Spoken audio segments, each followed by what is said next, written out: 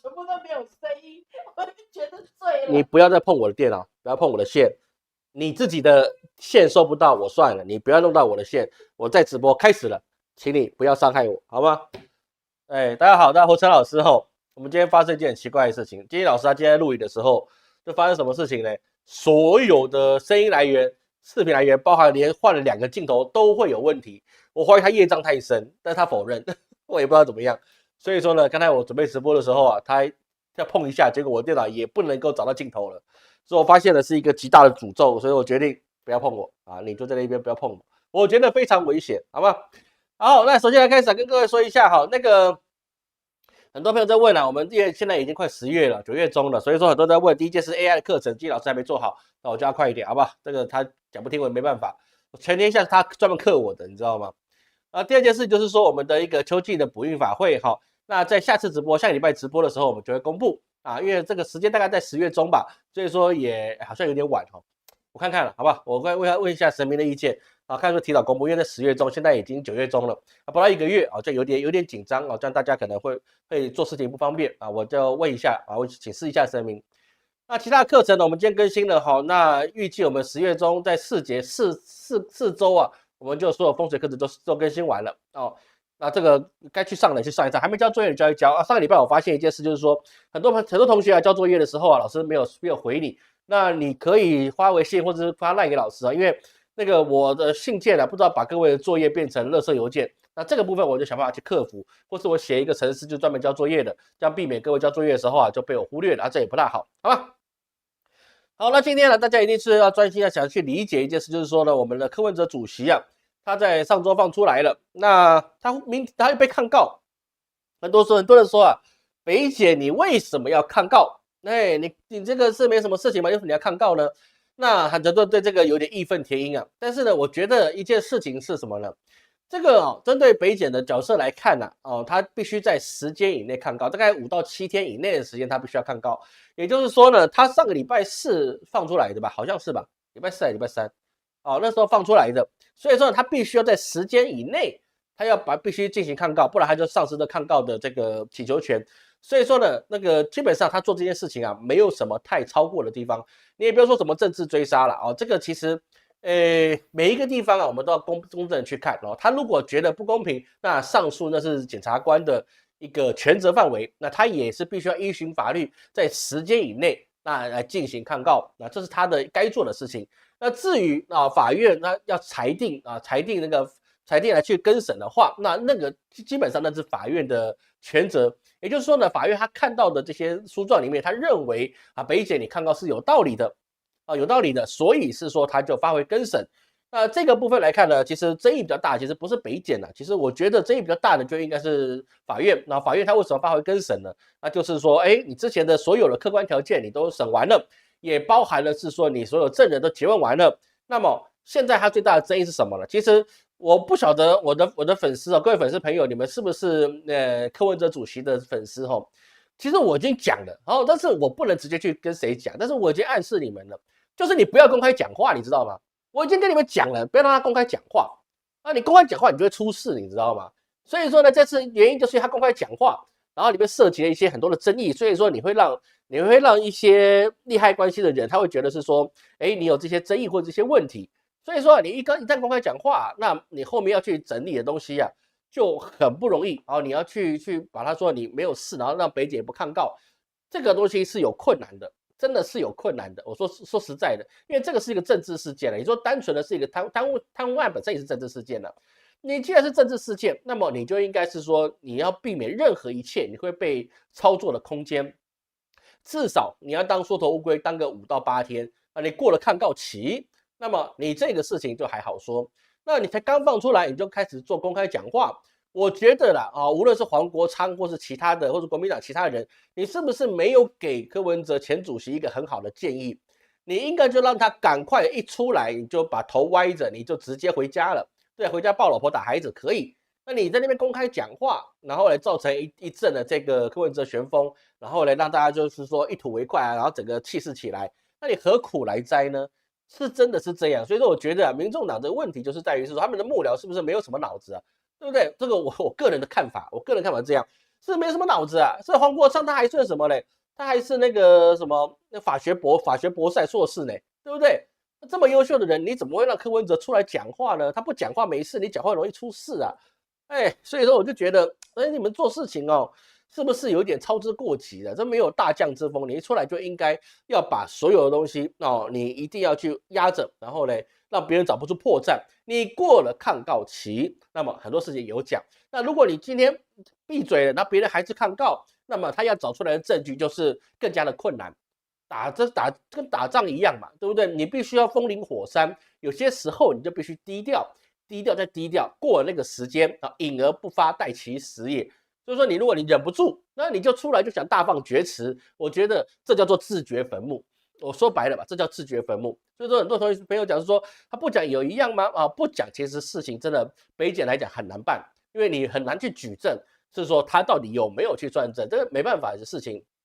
因为它的电子脚镣搞不好也有监听的功能啊，我不晓得有没有，但是我觉得应该是有监听的功能吧，我不知道，因为这个可能有可能没有，我不晓得，我真的不知道。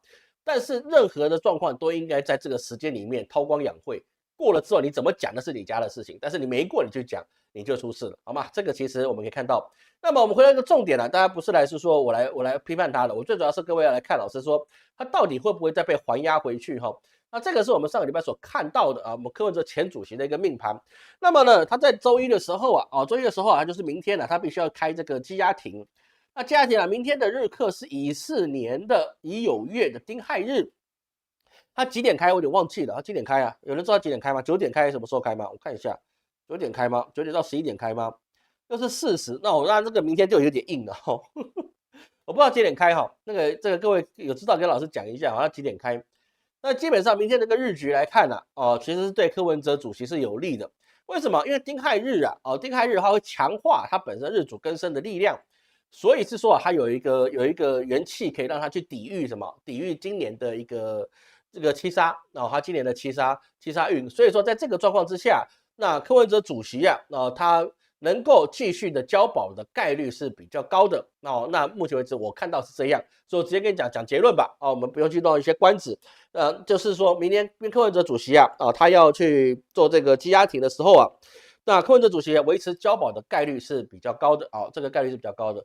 我发现我现在转圈圈，我到底是不是被和谐了，我也不知道。各位还正常跟老师讲一下正常，因为我刚才突然看到我后台转圈圈，不过应该是正常的吧？你不要碰我电脑，对，也不要碰。所以说应该是正常的，好吗？所以在这个状况之下，各位你要去理解我们就是不要去说太担心什么，因为柯文哲主席今年本来就是一个他人生至暗时刻这我们去年之后就跟各位讲过了，我们柯文哲主席就是现在是人生至暗时刻，他的政治生命到今年大概就已经走上尽头了，这个是一个现实的事情。为什么呢？他出来能够再选吗？那也是有困难的，我们也知道这个法理上是有困难的，因为他这个还有一审、二审的这些事情会让他去一直往上。如果他一审是褫夺公权，那么你就没有参选的资格了，因为贪污嘛判他有罪，哪怕是违罪哪怕是违罪缓刑或者怎么样的，反正一审嘛，那一审重判，二审轻判，三审猪脚面线嘛，对不对？台湾人不是讲这句话吗？但是你一审跟二审之间你可能打了好几年了，那两岸都统一了，然后你真的把你的案子再打，有个毛用啊！所以说基本上来看我还是一句话柯文哲主席他的政治生命到今年大概是画下一个句点了所以他去年就不应该去跟国民党去分裂其实分裂他误判时间了他身边的所有人都没有幕僚嘛，没有一个有用的幕僚嘛。我说真的是没有一个有用的幕僚。你真的要讲选举我讲一个比较夸张的啦，我们不要讲韩国瑜啦，也不要讲谁啦，侯友宜什么的。我说真的啦，朱立伦都比那个什么。都比柯文哲还会选举，人家也知道什么是时势造英雄，对不对？这个状况，其实我真的觉得，民众党我不怀疑他努力监督的决心，但是我怀疑他们不会搞政治的决心，对不对？那这个政治脑袋整个整体状况，我就觉得真的是很差的一个状况。当然，我们黄国昌老师他真的是很优秀的一个法律人但是这跟政治是两回事，好吗？然后，那我们要去看就是说这个黄国昌这个什么柯文哲主席明天他审判结果他继续回家的概率是比较高的，那占的概率大概60%这个明天的日课给他的帮助是比较高的。我目前来看他明天日课有利的程度是比较高的，那他给他的能量是比较高。当然，毕竟啊，你知道在这个羁押庭状况之下，如果对方没有提出新的，而且是重大事证的话，你还要羁押的话，那就跟这个他能量有没有强没有关系了，那就比较类似于法官的自由心证。那不是谁要不要帮他的问题，那就是人心。人心啊，这个去揣测啊，其实我们不能说对或错了。我没有说法官自由心证就是有政治考量，我没有这个意思。我意思就是说，你这样去看的话啊，柯文哲主席他的能量比较高，他比较能够回家，那也能够是说下次啊，希望他不要再这么样的直球对决了。你过了抗告期之后啊，那个检方还能不能再抗告是可以的。我们台湾的制度是可以让检方不断一直抗告，一直抗告，一直抗告，一直抗到天南海北去，那时候是没有问题的。他10次只要有1次赢，他就赢了嘛，对不对？那至于是说法院会不会去支持检察官他抗告的一个决定，那这个要看法院，因为说白了吧，我们也知道这次的案件里面呢、你说有力的直接证据啊，是不是够？这个我不敢说什么了，因为我不是很懂这个案子。但是你就光一个 Excel，然后你跟我讲他有罪，那不晓得哈，我没有像黄国昌委员那么厉害的法律人，我只是粗浅懂一点，我都觉得有点夸张了。你就光这个案子用 Excel 啊，然后小审，然后1500就觉得他收1500万，我是觉得有一点点争议啊，我个人觉得是有点争议啊，我不知道各位怎么去看呢、我个人觉得是有点争议了，好吧？这个是我个人认为啊。所以说呢，我们课程主席啊，明天回去状况比较高，好吧？那我们这个案子，如果各位没有问题，那我们就继续下去，好吧？没有问题哦，看各位有什么问题啊？没有问题，我们继续哈，就不用担心，好不好？那个大概率的机会啊，他会回到家里去的啊，继续打老婆骂孩子，好吧？这个状况是比较高的。当然有人说啊，他如果再被压起来，那会不会造成了一个台湾的一个内乱？不至于啦，我说真的啦，不至于啦。很多人担心说台湾会不会像美国啊，就来一个或香港这样来一个大暴乱？我说真的不至于，因为各位去知道香港的这个事件啊，香港的黑港事件啊，还有什么事件，它是说真的，到现在我们可以很公认的说出来，它是有所谓的境外势力去操纵的。也就是所谓当时他们有拍到，包含了 CIA，还有他们的一些其他的一些境外的组织的力量啊，是有去支持这个香港的他们的暴动事件啊，这个都有拍到啊，这个可以接受公允啊，这的说明啊，这个其实我可以去这么讲。那个你前提状况之下，你要陷入内乱状况之下，前提是有人去煽动，而且有人可以从中获益，那么你这个内乱才能够形成。但是如果今天柯文哲这个事情就只是关于柯文哲他自己要不要羁押，他有没有罪，然后你就说他会不会形成暴动或内乱，这个就极微乎其微的，因为百姓他要的是生活。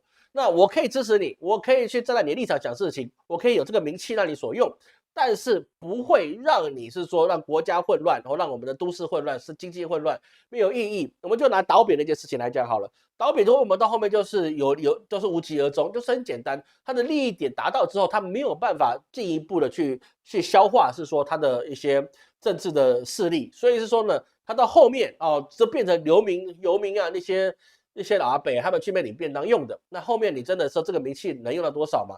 其实就还好。倒扁案其实你说这是因为让马英九起来的原因吗？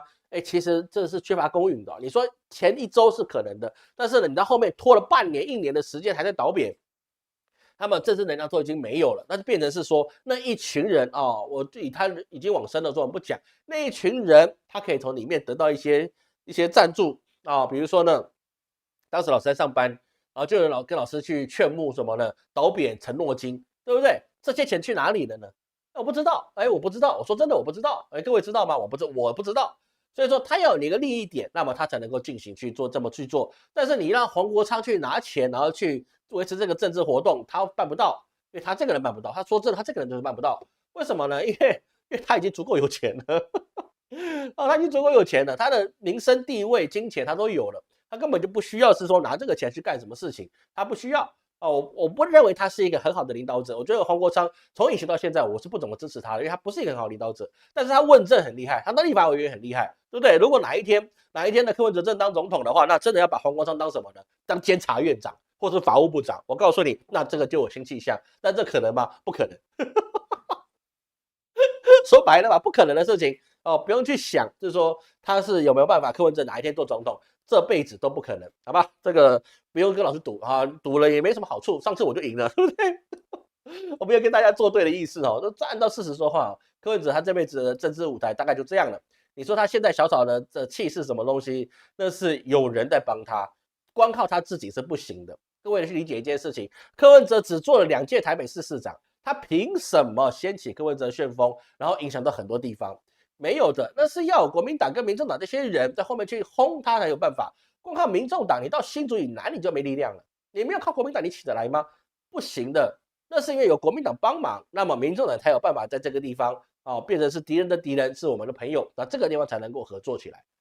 这个是各位去理解，这个世事如棋啊，乾坤莫测。我们要看的是说谁在下这盘棋，而不是说看个热闹，吃瓜可以，但是呢，实际上我们还是得去理解他到底谁在下这盘棋，下完这盘棋之后谁得到利益。很简单，所以说柯文哲被关进去，那是因为利益；他能够被放出来，那也是一个利益。为什么？他出来，你如果再把他关回去的话，那么你小草的精神如果被整合了，然后大家就蓝白就直接把它分享台湾，在明年的所有这些议员选举，还有县市长选举的话，那么你还搞毛？那真的没得搞了。说柯文哲得出来，那么你抗告也得抗告，那你能不能抗告成功？那目前的利益点来看呢，让他抗告成功啊，那再关回去啊。那么你不等于再做一个美丽岛而已嘛？这懂老师意思吗？你把柯文哲变成美丽岛 2.0 的时代，对柯文哲来讲那只有加分，因为他的名气，他的所有东西，在他出来，一定会再出来嘛。因为你宣判之后，你一定要放他出来嘛。宣判你不能再羁押，懂老师意思吗？宣判不能再羁押，你就只能要么关牢里，要不然怎么样的，要不然上诉过程你不能再羁押。现在侦查阶段你可以羁押，那么到时候审判了你怎么羁押？那不行的。所以说你再把他关进去啊，下次柯文哲出来啊，我告诉你，他现在关不怕。就像老师天文已经跟各位讲了，柯文哲现在是关不怕，不怕关，有本事你关我，我再来一次而已，对不对？他都已经满1年了，当兵前第1年就这个破冬的最难过的时候是什么？因为第1年很难熬啊。但是你破了大冬之后，对不对？你根本就是那个当兵跟呼吸一样，只有老兵为什么八字轻？就是他看事情太简单了。所以说，你今天柯文哲关了1年了，他回去就变老兵了。一个老兵，他再回到自己单位，你觉得他有什么差别吗？但是他一出来可以说我是美丽岛 2.0， 那么你怎么跟他玩？你玩得过他吗？走啊 ！Look at my eyes， 不行，好吧？这个事情哈，各位去理解。所以说柯文哲案子各位不用太担心哈。那接下来这个问题就比较大了接下来我们要知道的事情是很严重，就是卡达他被我们以色列去轰炸，当然是因为他要去打哈马斯。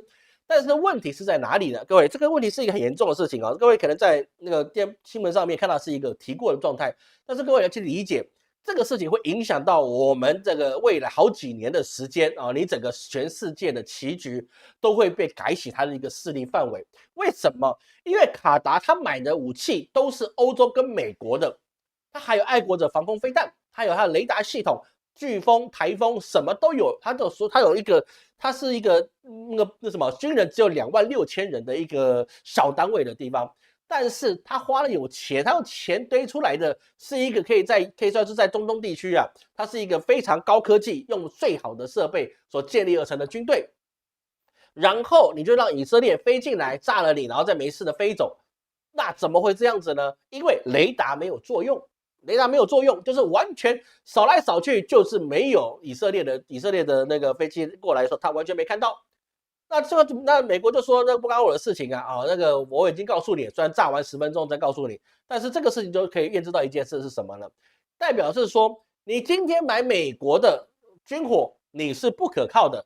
之所以大家都要买美国的军火，然后欢迎美国去驻军，这是因为美国它是2战最后的赢家。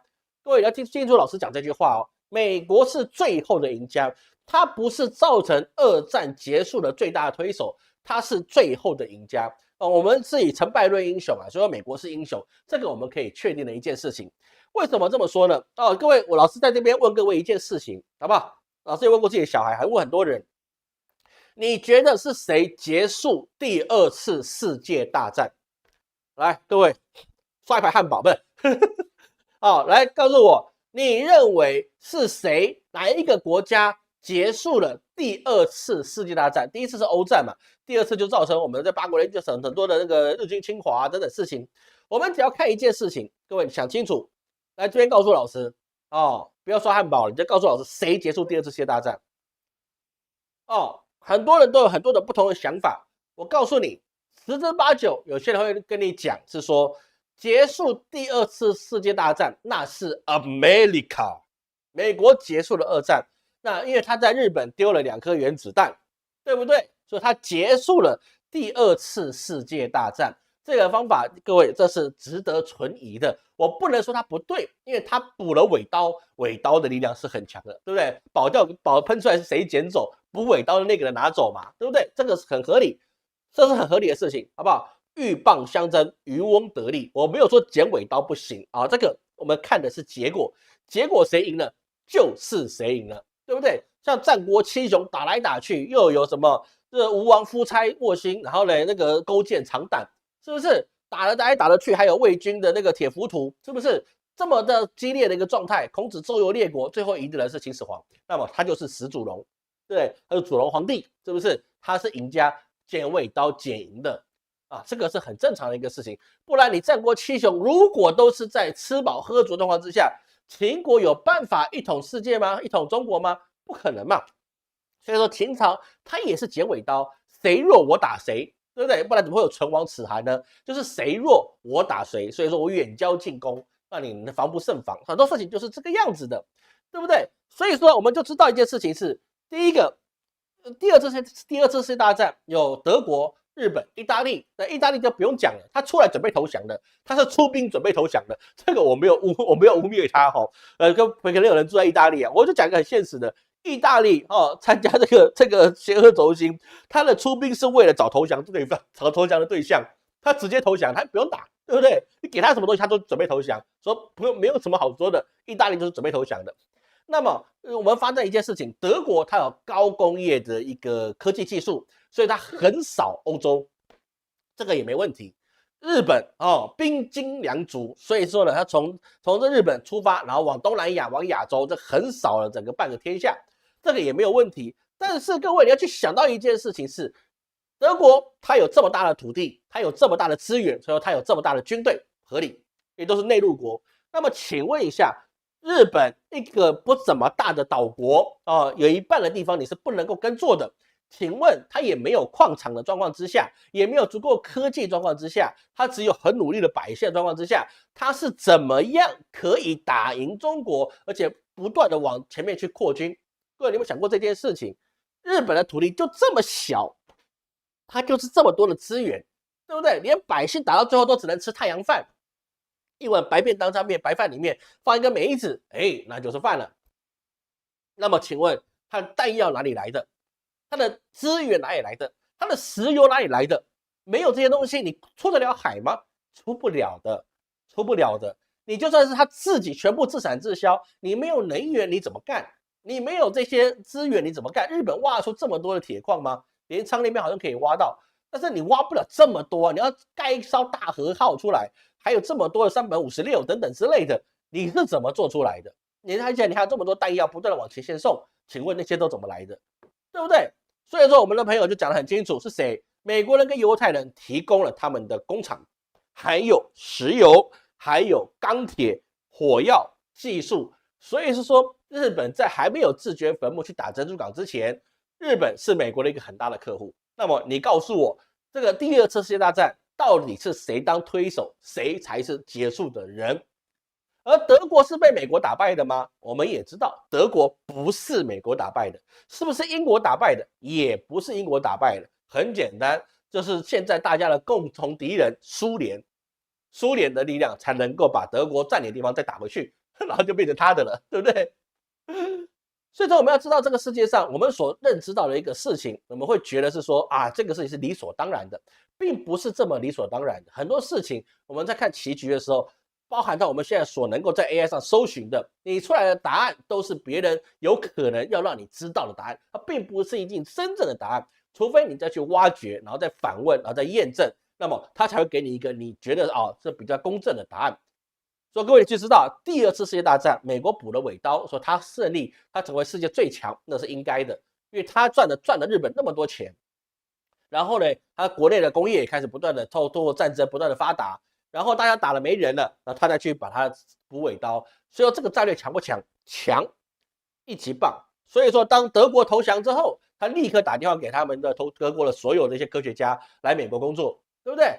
日本投降了，他们说我立刻去日本，你们那边帮你开工厂，是不是厉害？当然是厉害啊，是有智慧。当时的美国真的是一群有智慧、有这些非常聪明的人去建立起来一个美利坚合众国，这个是毋庸置疑的。不要说老师一天到晚在说美国不好，不是，我知道美国是一个非常非常强大的一个国家，它聚集的是那个世代100年前所有最聪明的、最强大的、最一流的人才都在那个地方。他不会要中国人，中国人那时候还不知道，只会四书五经，对不对？说李鸿章去了美国之后回来就觉得是说我们不用玩了，不用玩了，玩什么？三跪九叩之前，别人已经开上小汽车了，你还三跪九叩啊？是不是？八旗兵勇，对，大刀砍鬼子，你砍得赢吗？砍不赢啊！人家拿着枪炮弹药啊，你怎么玩？所以说，我们就要看到世界上的变化。所以回到现在，美国之所以强大的原因，就是因为他在那个地方得到很多很多的资源。所以说，大家建立了联合国，就认为是说，我们需要一个最有能力的、最强大的军事力量来保护我们，不再陷入战争的泥沼里面。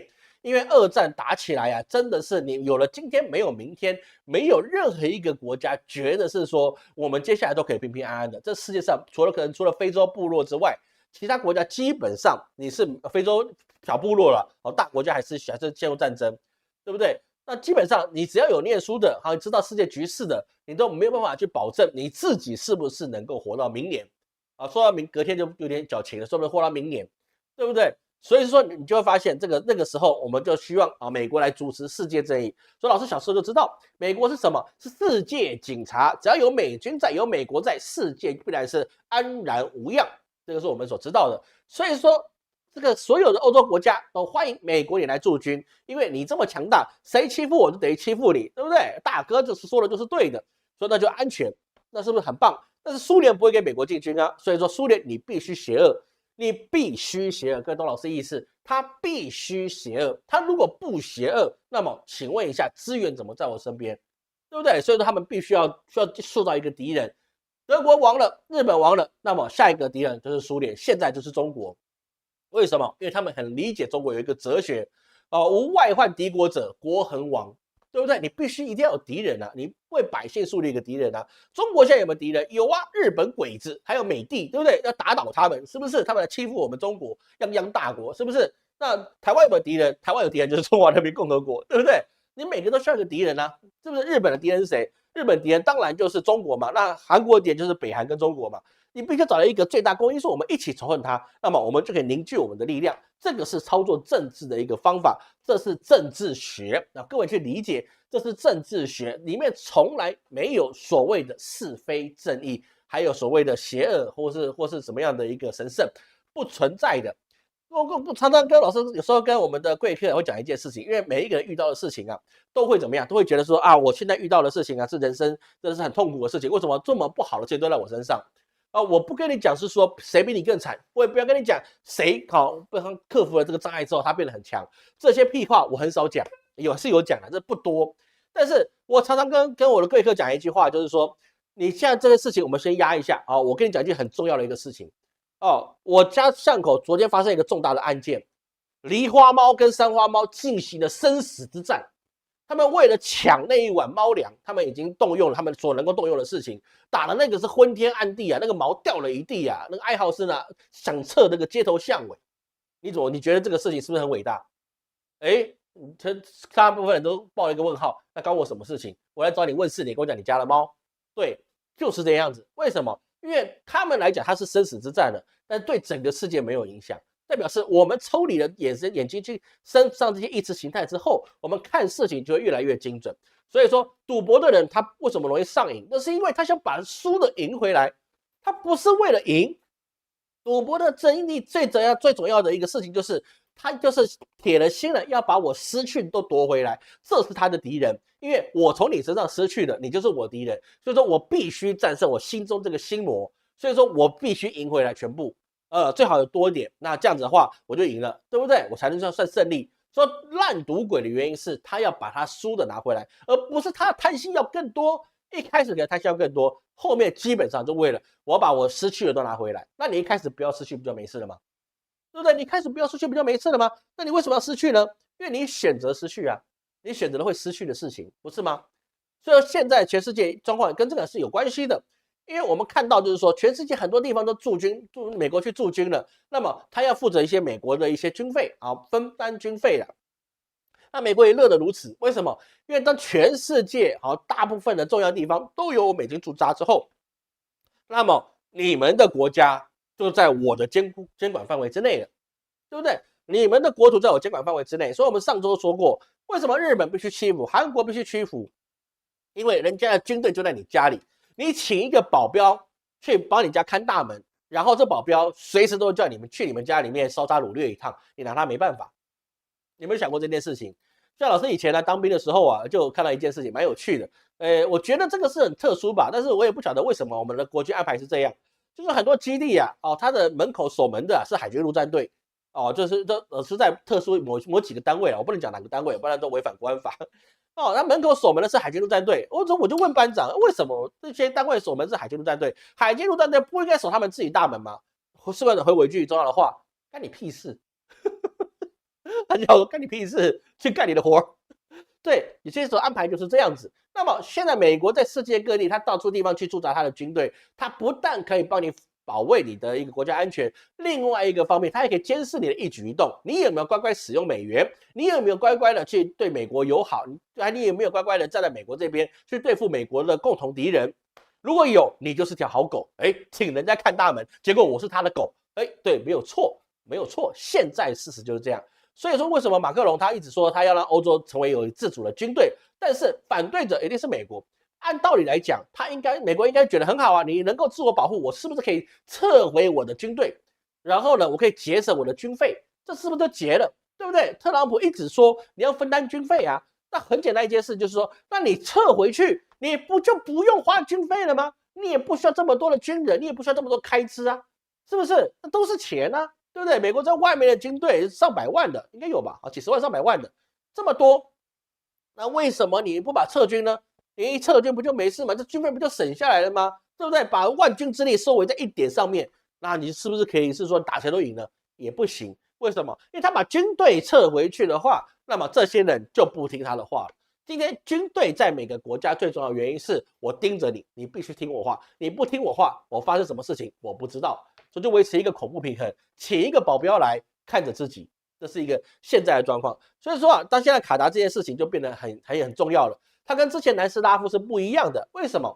卡达它在这个目前的这个状况，它并没有真的去得罪任何人，它就是一个小国家，我就是一个有钱的阔少。你说不上他最有钱的，但是他就是个有钱的阔少。我就这么有钱的，我每天就是负责吃喝嫖赌，当一个甩手逍遥王。我的军队就26000人，跟谁打我都打不赢。但是我就喜欢看我的军备啊，跟像闪亮闪亮的。我就喜欢看到我的飞机啊，是世界上顶尖的，能够买到最好的，对不对？我就希望这样。我有钱，我知道打不赢别人，但是我有钱，对不对？我都要显摆一下，不然他们就什么养黑豹啦，养白老虎啊，养这么多奇奇怪怪的东西，就是炫耀我有钱 ，I'm rich。So fucking rich， 是不是？所以在这个状况之下，他当然买了，他买当然也希望它是有用，但是你今天买了美国的武器，买了美国的雷达，但是你发现不了你的以色列过来的飞机来去炸了你自己的国土，而且它距离中国大使馆也只有800公尺。那么你今天炸得了卡达的那个地方，那你明天是不是可以炸中国的大使馆呢？那没有人可以知道去哪里去做。所以卡达的总理就说，他不敢这么说，但不敢说美国背叛了他们，但是事实上这个处理的过程之中啊，有一些需要有争议的地方。那这个就变成是说，任何要跟美国再去购买军火的人，他就要掂量，因为你跟美国买军火啊，它是有一个条约是什么？你不能把美国的军火去攻击他们的盟友啊，这个是一个前提条件。但是他也没有说美国的盟友攻击你，你不能够反击啊，也没有这回事啊。人家欺门踏户踏到你家里来了，然后你就这样认了，你没有办法反驳，然后给他去打，那这是合理的一个事情吗？这不是合理的啊，这是不合理的一个事情。那么美军他现在最需要的就是什么？卖军火来换取他们的外汇，或者让他美元的重要性提高，对不对？因为你要买军火才有用嘛。但是你现在卡达这件事情，全世界都在看，在这个剑拔弩张的时代。你美国没有去站在一些难民的立场，第一个你没有宣扬所谓的人权主义，第二个有争议的时候你也不排解，你是一味的去支持以色列，一味去支持以色列，去到处地方去打黎巴嫩、打也门，好像连打到卡达头上了。那你这个事情就不是两样的事情了，就等于是说我买你武器啊，根本就是白花钱的，因为你的朋友想打谁，我们就得被打。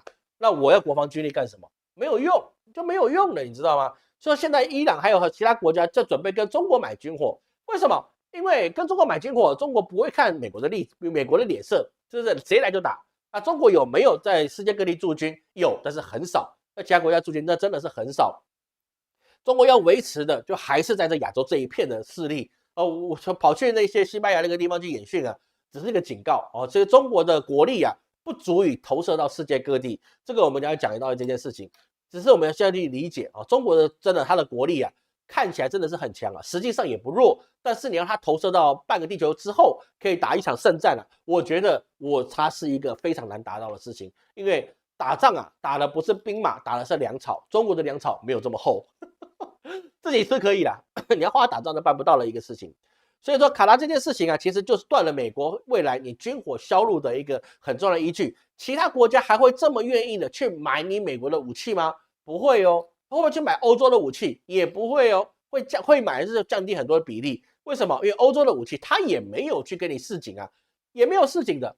所以说就变成我买你们欧洲跟美国这些洋人的武器，然后一点作用都没有。我真打谁？打中国吗？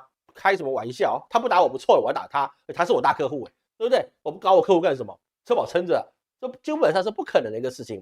所以这个事情一旦做出来啊，对美国未来军火销售，无疑它是立下一个非常坏的标准。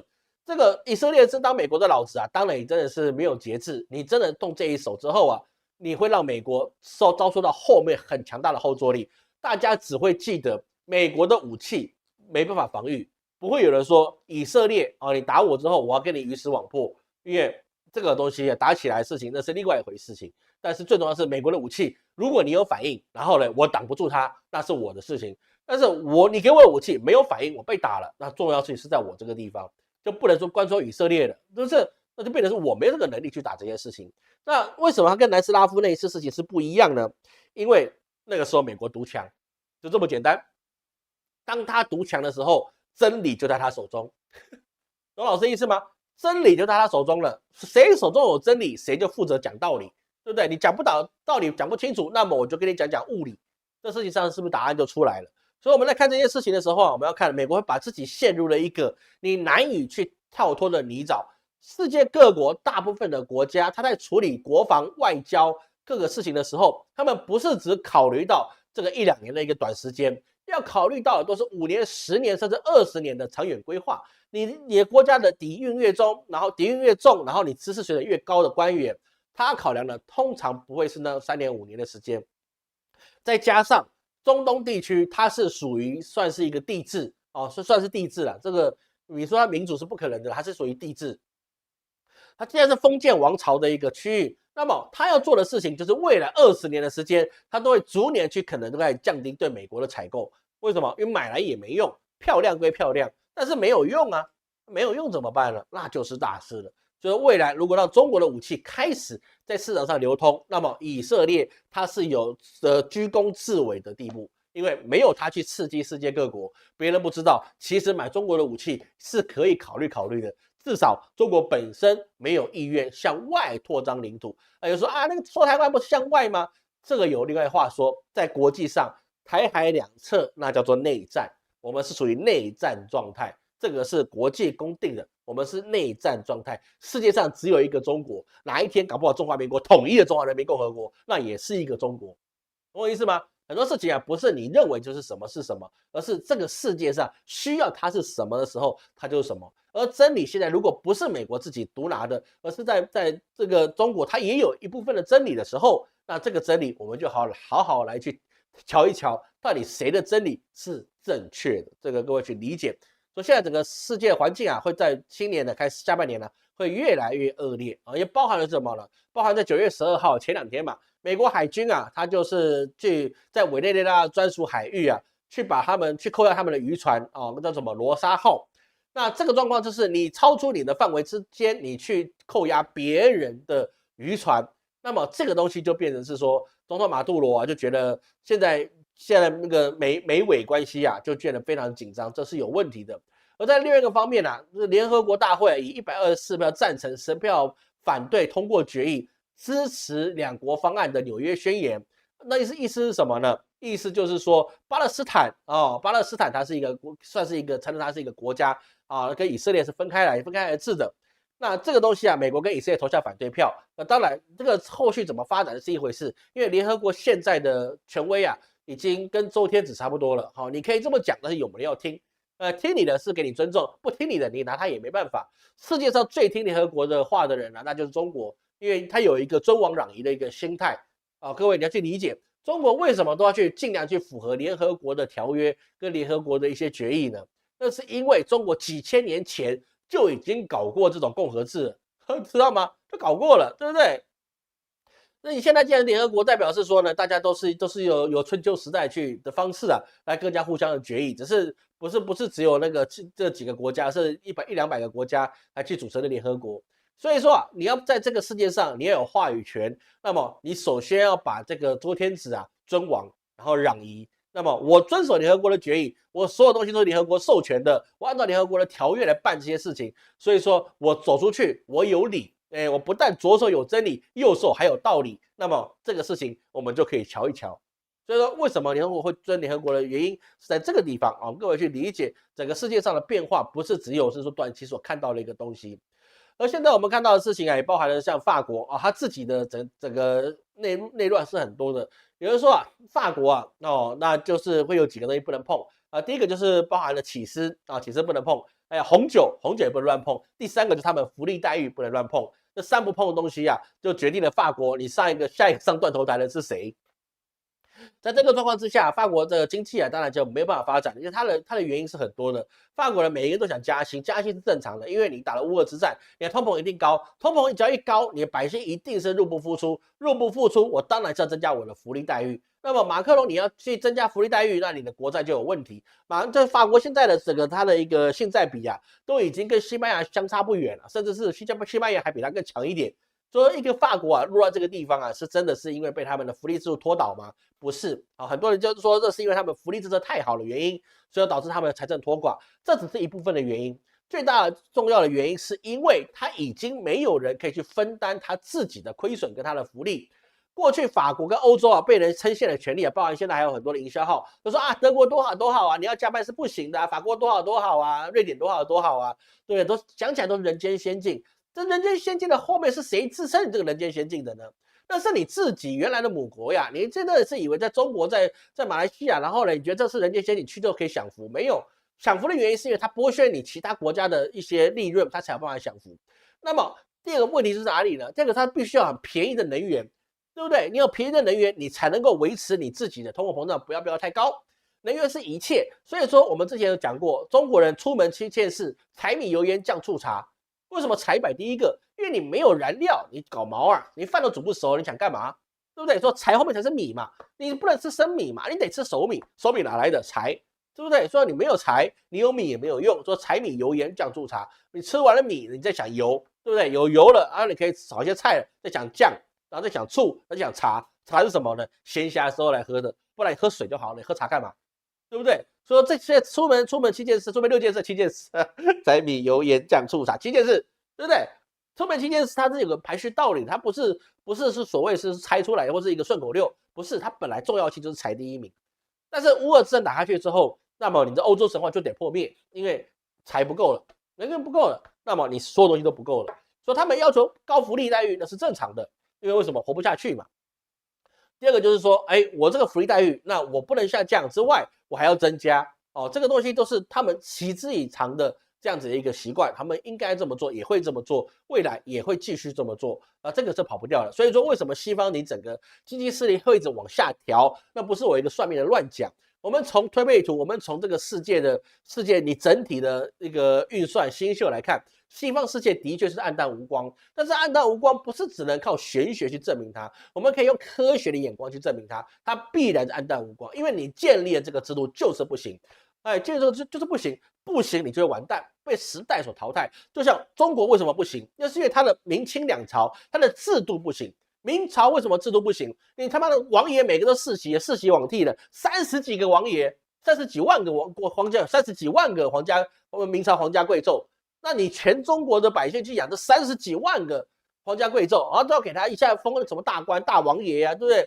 讲的什么霸总文啊、王爷文，都听起来很爽很爽。但是你要想，这个王爷他吃的东西是1、2个省所去提供这个王爷所要用的，那你这是1、2个王爷，那你受宠王爷是这样啊，那其他的王爷呢？那要不要去养他？要啊，对不对？天皇贵胄啊，怎么不养呢？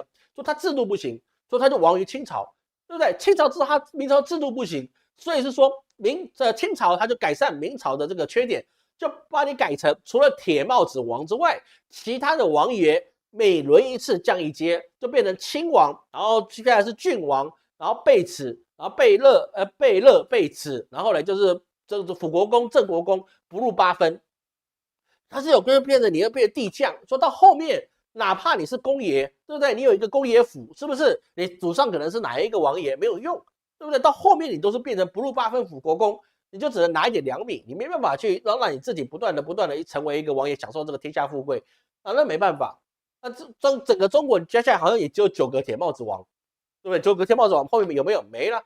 那铁帽子王真的这么铁吗？也没有这么铁，对不对？皇帝说你铁你就铁，皇帝说你不铁，那你的这个铁也是破洞的，也是没有用。所以说清朝他问题就把明朝改掉之后，他自己的问题就变成什么？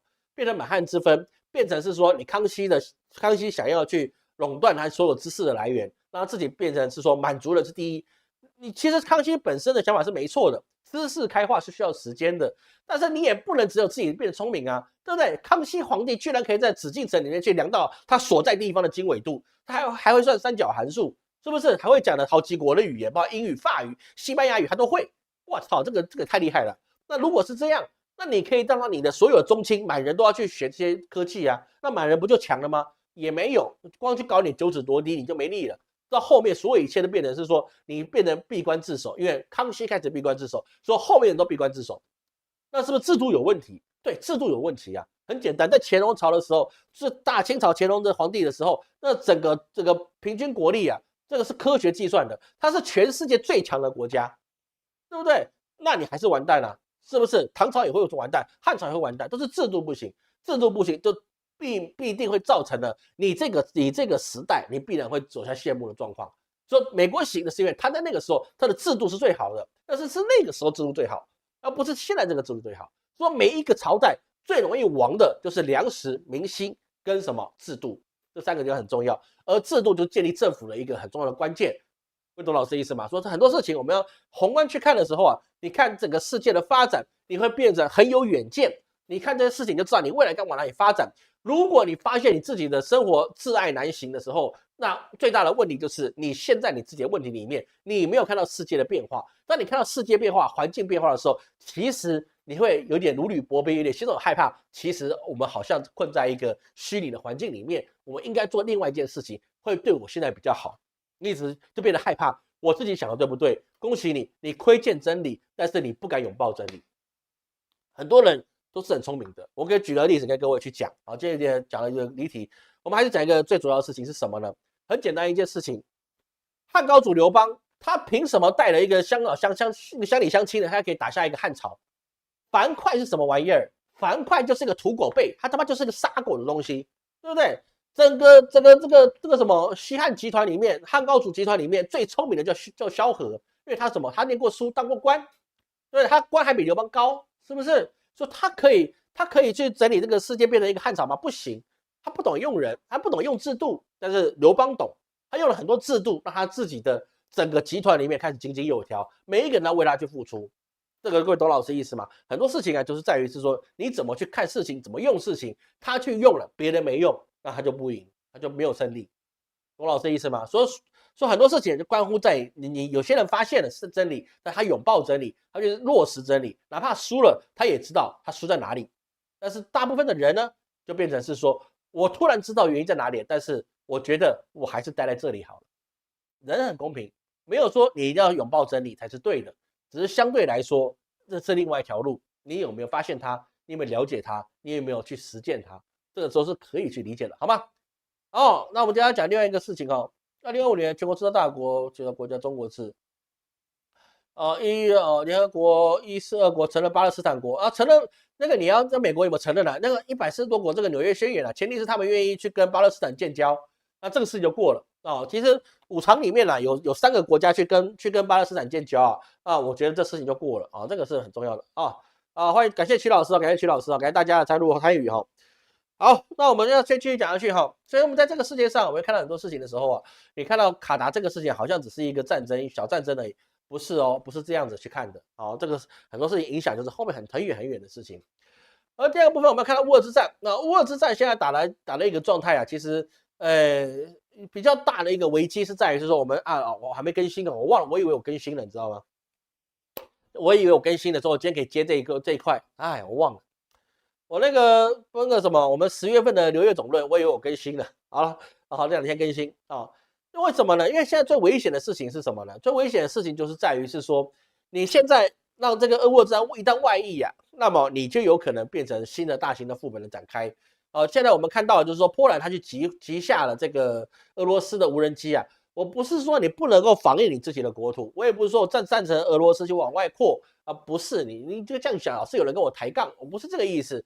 我的意思是说，如果今天波兰他今天积极的参与战场，而不是发出外交的警告，而是他直接你把它击毁了，那么这个事情到底是不是在波兰境内，或者是说他真的是误判，那你就把它击落了。那这个事情就跟你这个卡达事情是一样的，你是有矫枉过正的风险。波兰它本身是一直很想要乌克兰的土地，懂老师意思吗？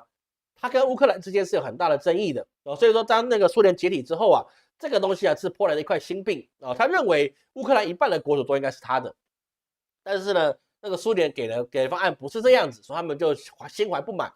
所以说现在波兰他非常希望透过这个战争的延续让大家都能够为他打仗。你以为只有乌克兰希望大家为他打仗吗？波兰也希望大家能够为他打仗。所以如果让波兰它是一个北约联合国之一，它今天如果击毁了俄罗斯的战机，导致俄罗斯有这个报复的话，那么北约的这个条约就可以形成了启动的阶段。那么欧盟国家、北约国家就得参与这个乌俄之战，就变成是说2个极端大战。那如果打下来，一不小心欧洲赢了，那么波兰就有可能去瓜分乌克兰的土地。天下熙熙，皆为利来，没有人会去打无功用的仗，每一场仗都是为了利益去打。就算哪怕你跟路上人打架也是一样，你赢了就是那口气，不见得是那个利，有时候你为那口气，我就看你不顺眼，我不打我不快，我就这口气打了我就爽，有没有这样？常有，不然怎么打架呢？就是因为这样嘛，打赢送警局，然后打输送医院嘛，对不对？所以就变这样说波兰这个动作是非常危险，他意图的是要把北约拖入到泥沼之中，让大家都为波兰打仗。他希望他进乌克兰之后，波兰是下一个主导战争的人，因为他自己绝对打不过俄罗斯。但是我大哥是谁？你有没有想过？我大哥是大哥是北约北约大哥是谁？北约大哥是美国对不对？所以是说我打你，有本事你打我打我呀，笨蛋！巴拉巴拉打我呀，笨蛋！这种要求我们也没听过，但是波兰现在做这件事情，所以现在要感谢的是什么？普丁他没有一直往前面去走，他如果再往前一步，那么这个世界我们要进入一个新的副本，至少半个地球会有一个新的副本。为什么？因为普丁打不过欧盟，这个是个很现实的状况。苏联可以把这个德国打败，德国可以把欧洲打败，但是苏联俄罗斯打不赢北约，这是板上钉钉的事情。俄罗斯打不赢北约，这肯定的事情。打不赢北约，那是遂了波兰的意呢？不是，我打不赢，但是我们可以玉石俱焚对不对？我们可以玉石俱焚我有一颗沙皇，对不对？在那边呢，也是闲了很久了，不知道哪一天它有办法飞出去当然这也不太可能的事情了，因为沙皇毁灭力太大了。但是呢，它还是有极音速导弹那极速导弹如果带了核弹，那么你们不跟我好，我们就一起都不好，大家都不好，看谁能够笑到最后。各位懂老师的意思吗？俄罗斯这么大，你要毁灭它不容易。但是法国、德国，你们的人口这么集中，土地是很大没错，你们人口也很集中，你顶得过我几颗核弹呢？那么一打下来，亚洲可能没事，但是这对世界的经济跟你的国际上的平衡就会陷入到一个很大很大的压力各位，你不要小看这乌俄之战，它如果往这边去延烧的时候你整个世界就会变成很危险的一个状态，好吧？各位懂老师意思好，华夏有主龙庇佑，国意史都不错。主龙啊，真的是秦始皇，真的是万世之功啦，我们只能这么讲哦。秦始皇真的是万世之功，因为他毕竟啊，真的是一统华夏之后啊，我们大部分的时间啊，大部分啊，你说有那个所谓的那个五代十国那个除外啊，哦，它毕竟是一个有限的历史，但大规模的历史来看啊，我们的华夏都是统一的状态，而这是一个非常困难、极度困难一个状态啊，真的是极度困难一个状态，全世界基本上。你大概你能够达成这样的文明真的是不多。你不要跟我讲印度是啊，印度在近代才是统一的王朝，它是统一的国家。历史以来，印度都是数百个国家所组成的印度大陆，它并不是一个统一的国家。然后这个各位去理解，印度不是一个统一的国家，那是在二战之后，他们成立了他们自己的这个统一政府，而他们现在光他们的印度话就有50几种，他们不能算是统一。但是呢，我们主楼皇帝对不对？车同轨，书同文。那大家你讲话我听不懂，但是写字穿越回去，你写字老祖宗们是会懂的，好吗？这个是一个特殊的地方。那日本是万世一系啊，这也是一个特色哦，这个是特色。好，那我们这个状况之下，剩下几分钟的时间了，那我们来谈谈什么东西呢？今天好像没讲完，好，那现在状况上，我们看到美国哈，美国这个事情啊，它在九月的议席会议上面呢、它有可能有可能在这个月啊，它会再降息25%个基点。为什么呢？因为8月份的非农就业数据是非常糟的，新增22.2万，失业率达到4.3啊，比之前高了好几个大概0.4个百分点啊，这真的是增加是蛮多的失业率的。那么这个状况其实如同我们之前这一两个月来我们的直播里面的预测，美国你怎么可能经济恢复呢？你怎么想都不可能经济恢复啊！你的税这么高，百姓花这么多钱，他做一份工作已经不能够养家了。各位，你要去懂老师的意思。华人的家庭为什么你们都觉得比较稳定？那是因为你们在他们还是你们都一样，那是因为这个家庭他在那个地方待了至少2代到3代的时间。而华人有一个特色，你结婚了你不用搬出去都可以，只要有地方住，大家都还是一家人。我们有宗族思想，所以说为什么在加拿大或者在澳洲这些地方，印度人这么多？因为我们就很简单一件事，我们可以家族住在一起，但是欧美文化不行啊。以前在那些一些文章里面，无论意林还是这个读者文摘这些事情里面，都说那个美国很好，对不对？18岁就得离家那你就得成立自己的家庭，这是一个拓荒者精神，这是一个独立精神，而是很棒的精神。没错，我以前也这么觉得，那真的是不错。但是实际上，我们从文化里面 run 下来这几十年来看就发现了，你出去了，你成家了，但是你的压力在哪里？还是有的。但是呢，泛亚洲的这些族裔啊，通常都是一家人都和和美美住在一起，就变成是说大家吃住在一起，我的成本降低了。因为你一个人吃饭，2个人吃饭，你跟外面买现成的，其实成本是差不多的。因为2个人吃饭了，像我跟金老师自己来吃饭要不然就吃了泡面，不然的话就是干脆买外卖去外面吃。为什么？因为2个人吃饭你不好煮啊，煮多了也吃不完，煮少了吃不够，2个人打架，对不对？那也不行啊。所以就变成是说，你要人多好煮饭，你成本就会降低。再是住在一起，你的成本也会降低。所以像日本现在经济这么差，他们回家啃老，为什么？因为住在一起的房子的成本很低。那么我们只要去付得了我们的居住税，还有孩子的生活，那我们就还可以过下去，还可以过下去。各位要了解这件事情，这个事情是很严重的，还可以过下去，就是我还能有饭吃。说老人出去工作，然后呢，中年人也出去工作，小孩子就去上课，那么这就还可以过下去，因为我没有房贷了。没有房贷，也没有车贷，就是日子过得难看一点，就是税金很高，日子过得难看一点，但是能不能活可以。但是美国现在不是，是你连住下去的话都没有办法住，对不对？你没办法住，那等于说你只能住车上，住车上你怎么洗澡？不能洗，那你就去怎么样去救助中心去洗澡。那你没有地方住，你就没办法工作，因为你工作是必须要填你家地址，你没有地址你怎么工作？又回到原点了，对不对？所以在这个状况之下，它的文化跟它的制度在这个地方就从实践来历练出来，就发现小家庭并不是一个长治久安的办法。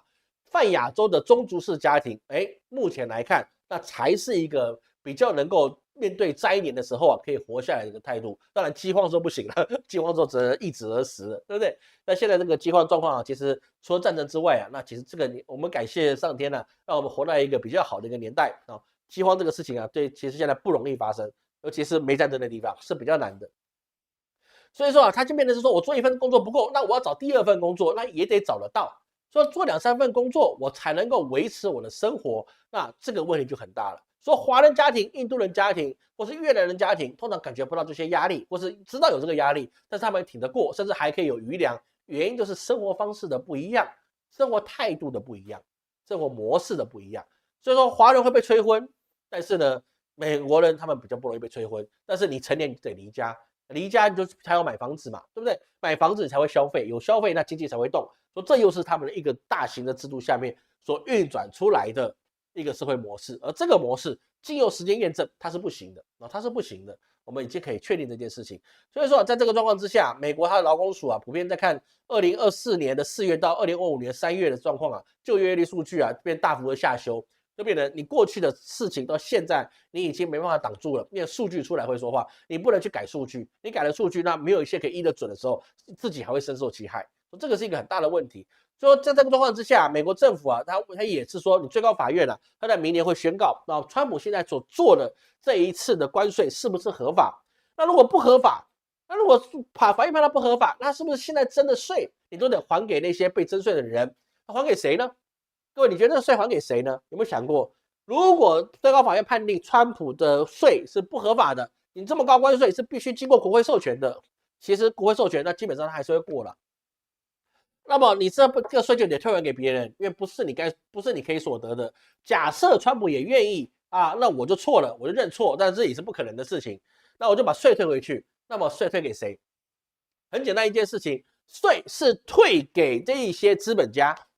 结案，税不会退给百姓，没有退给资本家，因为是资本家拿到这些税，他把这些税去缴了，他才能把货进来。所以缴税的人是谁？缴税的人是资本家。百姓有没有缴税？百姓没有缴税。进口关税，百姓没有缴到关税。虽然沃尔玛之类的公司他们会上面写你特别关税，但是不代表百姓是直接的纳税义务人。纳税义务人是指那些资本家。所以说他说这个东西退回去之后美国可能要赔给这些商家上兆美元。那么在这个状况之下，是百姓拿到退税支票呢？基本上是没有的。真的退税还是退给那些进口商、大卖场，所以他们不但赚到百姓的钱，我还可以拿到退税的钱，我不是两头赚吗？赚爆了！各位有没有想过这件事情？它只要一旦是违法，那顶多是以后不征税，但是过去征的税会让这些资本家肥到你难以置信。他还可以做一个什么大促销，对不对？现在关税没有啦，我们上去大促销，是不是？本来20块美元的，现在只要19块9，降1毛不要说19块9，过去20块的，我现在只要9块9，他还是不是赚？我少赚一点，但是过去的税都在我的口袋里了，那我少赚点有啥样的？你们还不是得买吗？你们都得买啊，那我有损失什么吗？我没有。所以在整个状况之下，各位就发现了，这怎么去玩，百姓你都没有胜利的空间。你怎么样去退税、去缴税，百姓你也拿不到这些税。你就像我们台湾，你1万元拿得到吗？拿不拿到是一回事，重点是这个钱就会到谁的手里，这才是我们要去思考的一个事情，好吗？所以说在这个状况之下，即使是说你美国现在做的任何税制的改变，都难以挽回百姓已经深受其害，你只能让未来不要继续受害，但是你没有办法让他已经受害的地方得到了补偿或得到了回报。失业的人还是失业，逝去的青春还是逝去的青春。这段时间百姓被拍卖的房产，他还是拍卖了，他还是流落街头了。就即使未来判定违法，百姓也不能够回到他这些因为他缴不起钱被拍卖的房子、被拖走的车子，不行，没有办法，就是没有办法。你损失就是损失的，这是市场机制，懂老师的意思吗？所以各位去理解这个事情是变化很快的。而最后我们花2分钟的时间跟各位谈一下中国的一个科技。中国科技现在进步的其实是蛮有意思的那当然我们也知道，最近那个苹果17它已经发布了。那苹果17这次也蛮厉害的 ，Pro 之外还有 Pro Max， 还有各种什么 Air 之类的。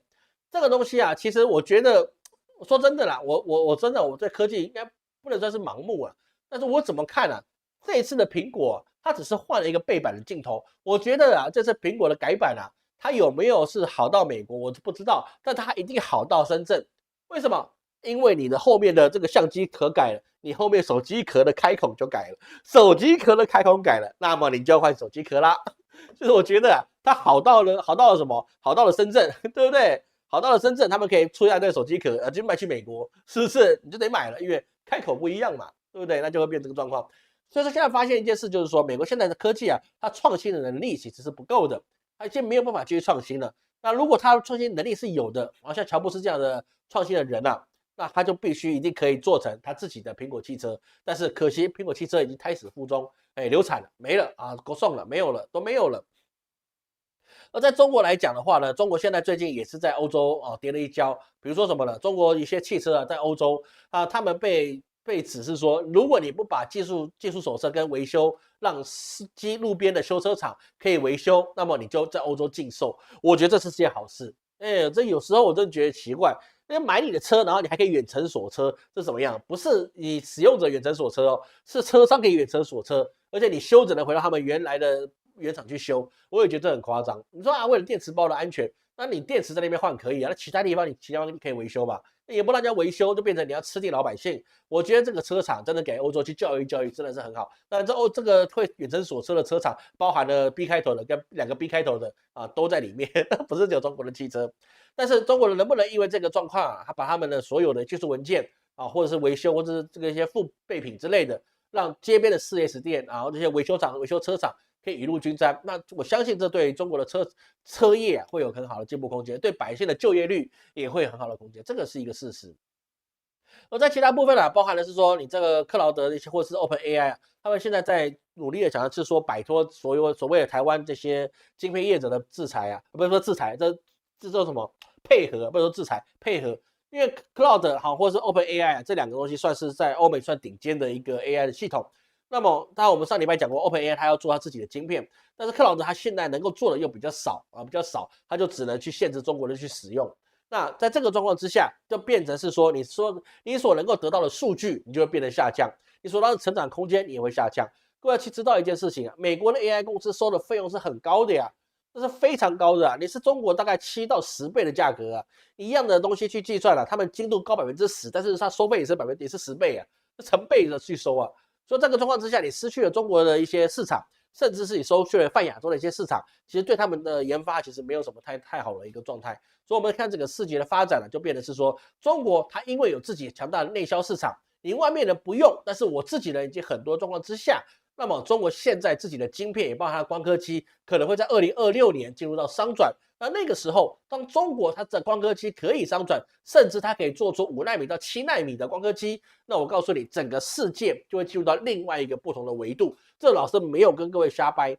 你只要中国它的那个光刻机可以做出来5到7奈米的，它的良率有70%这么高的一个精度的话，那么全世界的人都有能力去跟中国买这光刻机，然后也有办法买到这些东西的时候，那么大家的科技水准就慢慢的拉平，在20年之内，整个世界会变成到一个全新的时代。这老师过去跟各位讲的工业的3.0革命，那真的是为时不远。我们这辈子可以看到，当然 AI 统治中国、统治半个世界的状况，我是看不到，但是呢，子孙会看得到的，好吗？好，那我们跟各位这个时间用完了哈，那各位还有什么问题啊？没什么问题的话就没有了哈。民生必需品被控制哈，那还有什么问题呢？百姓都受害者，一定都是这样啊，受伤都永远都是农民的儿子啊，不会是律师的儿子，因为律师的儿子都在喝咖啡聊是非，但是农民的儿子就在前面杀谁呢？杀另外一个农民的儿子，历史都是这样子的，好吗？馆长说什么？馆长说什么？我还没办法跟他讲什么啦，这到时候我被他粉丝去批哈。很多时候馆长是变色龙，我觉得啦，时势造英雄吧。一个人如果一直坚持自己一个单一的意识形态，你这辈子就这样了。过去我们可以祖祖辈辈可以因为一个理念啊，我们可以坚持一辈子，是这世事。但是在这个时代，就要懂得变化，要有弹性，知道错了你就得改，知道错你就得改，知道不对了你就得去改对，知道不行了就得把它改行。如果你只坚持在自己那一个1亩3分地的东西，就认为是说这是我的底线，那么恭喜你，你的子孙只会从这个底线不断往后退，而是被别人逼近的，那个是没有办法的一个事情，好吧？感谢各位今天收看啊、那再宣布一下，我们下周找个时间，老师请示一下神明，那我们才会公布我们的秋季这个补运法会啊，南北斗补运法会，那这个东西我们才会去公布。那其他的部分呢，我们下周会积极更新哦。不好意思哦，今天的鼻音可能有点重，因为我现在其实是有点感冒的状态，好吗？感谢各位今天的收看，我是陈老师，我们下次见。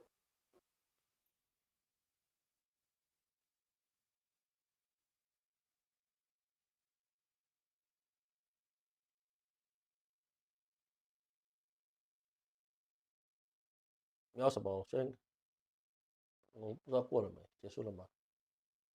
啊，结束了。